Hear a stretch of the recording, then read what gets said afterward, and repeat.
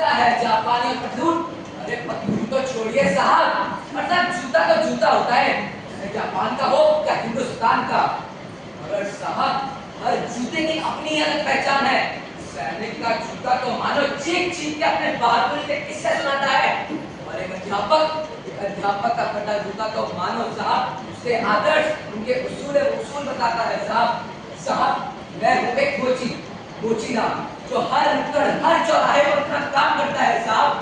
साहब मेरी दुकान में सिर्फ जूते नहीं, पूरा नफरत देश आता है। कोई पट्टा संविधान पहनकर, कोई चमकदार जूत। अरे ये सब छोड़िए साहब, बारात के दिनों की बात करिए, क्योंकि बारात के दिनों में तो मेरी दुकान इतनी चलती है। दूल्हे का जूता तो इतना चमकता है जितना उसका चरित्र नहीं साहब। क्योंकि साहब इस देश में आदमी बाग में आता है और उसका प्रदर्शन करे। इससे मुझे याद आया साहब, एक बार एक बड़े मंत्री आए, मुझसे बोले, मोची जल्दी से जूते सिल दो, आज मुझे लोकतंत्र बचाना है। मैंने कहा साहब जूते फटे हैं या लोकतंत्र? वो तो मुस्कुराकर चले गए। मैं समझ गया उसे जवाब मालूम होता है, वो इतना मुस्कुराकर ही चला जाता है। फिर दूर कहीं से जूतों की आवाज आई और मैं समझ गया ये तो एक पुलिस वाला है। पुलिस वाले ने जूते उतारे और मैंने पूछा, साहब घर में सब तो ठीक तो है ना? पुलिस वाले ने बोला, मोची तो ऐसे क्यों पूछ रहे हो? मैंने कहा साहब जूतों से रिश्वत की धूल आ रही है। उन्होंने कहा, मोची अपना काम करो। अब बताइए साहब मैं तो अपना काम ही कर रहा था। साहब इन जूतों की तो बात ही अलग है। जूतों की अहमियत इतनी है कि अगर पैर पर हो तो राजा, और अगर सर पर हो तो फकीर। फिर साहब एक दिन मैंने एक किसान को देखा, वो अपने फटे चप्पल घिसते घिसते ला रहा था साहब, मानो उसके पैर से मिट्टी नहीं आज पकी पतंग गिर रही हो। उसके पैर बाजार मिलकर खा गए थे साहब। मैंने वो चप्पल तो सिल दिए साहब, पर उसकी उम्मीद तो खुली की खुली ही रह गई साहब।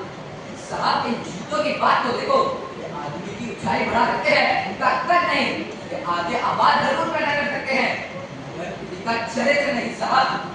साहब फिर मैंने एक दिन देखा एक बूढ़े साधु बाबा नंगे पांव चले आ रहे थे।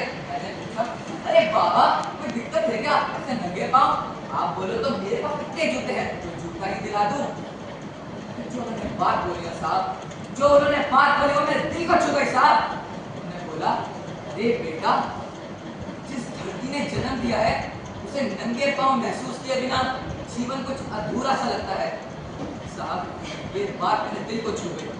फिर साहब मुझे याद आए राजकुमार भरत, जिन्होंने सिंहासन नहीं खड़ाऊ चुनी साहब, जिन्होंने राजकुमार से पहले चरणों की धूल को अपने माथे का सौभाग्य माना साहब। तो राज्य साहब आज तक साहब मैंने हजारों जूते सिल दिए, साहब मैंने कोई ऐसा जूता नहीं देखा जो किसी आदमी को इंसान बना दे। साहब आज हर आदमी किसी न किसी का जूता चाहता है, किसी न किसी कुर्सी चाहता है, किसी न किसी का पद चाहता है साहब, मगर साहब कोई आदमी किसी का दर्द नहीं चाहता। साहब जिसने मुझे बोलकर दुखाया था, चांद दिखा मेरी नजरों में तो हारा था। हाँ ये छोटा है ऐसी तो कोई बात नहीं, ऐसा सोचने वाले की मेरी नजर में तो कोई औकात नहीं। बस साहब बस नाम याद रखिएगा साहब, राम राम, धन्यवाद।